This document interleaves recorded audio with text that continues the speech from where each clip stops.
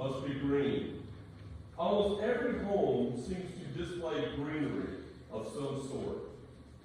It might be a freshly chopped Douglas fir tree prominently displayed in the family room, or a homemade cedar root on the front door.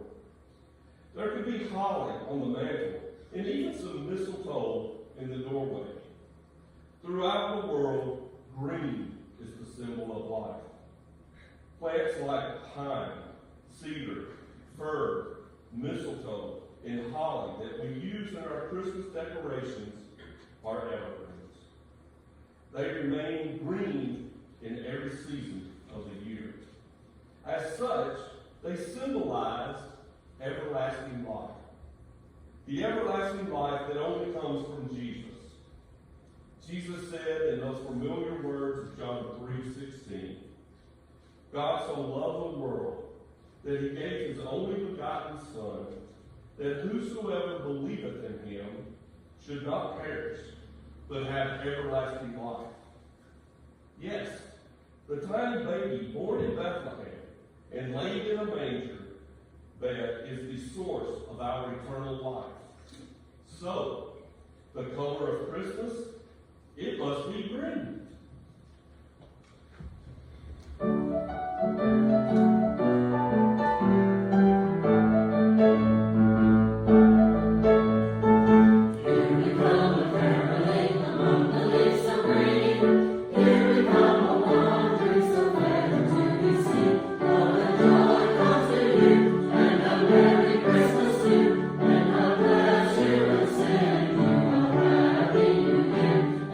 Send you